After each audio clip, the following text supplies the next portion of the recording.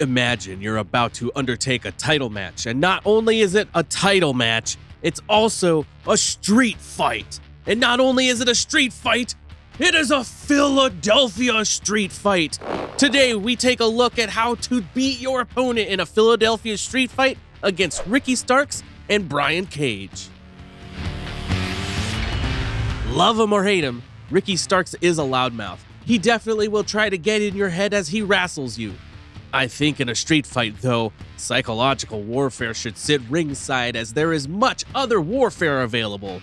One strike from a pipe or a chair can change everything in an instant. So Ricky here, taking his time to have a conversation with the crowd is probably not the greatest idea. It's just giving time for Brian Cage to recover. It's also important to remember that these street fight matches are way different animals. The opportunities to win come by way more often, which also means the opportunities to lose come by way more often as well.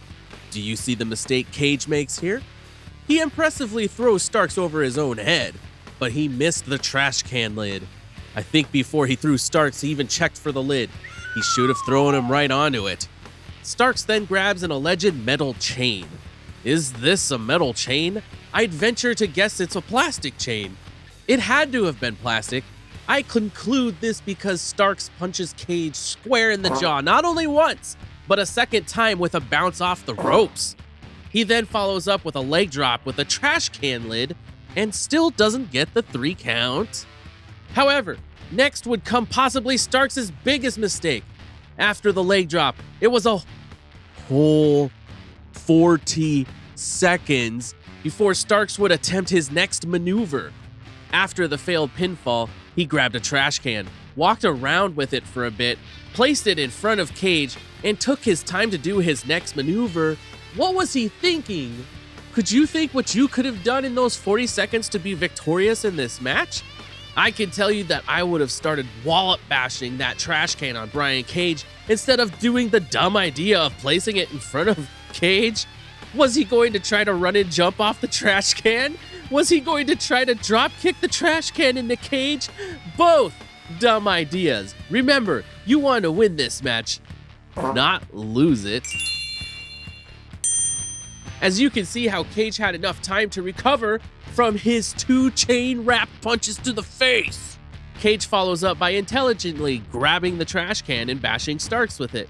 However, instead of keeping on with the bashing, he flaunts his body to the crowd for a bit before performing a pump handle maneuver on Starks onto the trash can. Starks kicked out of the 3 count here. What happens next is what would make me most nervous about a street fight or any match with a no disqualification stipulation. As Cage is about to execute his next maneuver, Taz, who is on commentary and the leader of Team Taz, starts calling to send out the rest of Team Taz to save Starks. No, I don't like this. Send Hobbs! Send Hobbs! Send Hook! Send Hook! Send Hook! Send Hobbs and send Hook! Hook and Powerhouse Hobbs. What stops anyone from having all the interference in the world in a no disqualification match? From my understanding, wins and losses matter in AEW, so why risk the loss when wins are so important? Unfortunately, Brian Cage never watched a how to beat video on any no disqualification match, so he went into this match ridiculously unprepared. Hooks and Hobbs started on Cage, but as big as Cage is, he wasn't able to do enough. However, he did bring his big boy pants to this fight. Normally a shot to the head with a title belt is enough to put out an opponent, but after that and a spear from Starks, Cage was able to kick out. He was so knocked out, his body wasn't even reacting to the lead pipe. He was so knocked out, his body wasn't even reacting to the lead pipe shot Starks was hitting him with. After Cage recovers, he dodges another spear from Starks and Starks runs headfirst into a chair he set up earlier in the match. However, once again, Cage forgets he is in a Philadelphia street fight. Cage could have maneuvered a spear of his own onto Starks, straight into the chair, set in the turnbuckles, but he kindly waits for Starks to stand back up to deliver a discus lariat. Hobbs thwarts the pin attempt and then Hook allegedly performs a low blow onto Cage. But if you play back the maneuver, did he even come close to hitting him? Starks then capitalizes on the interference and performs a Rochambeau.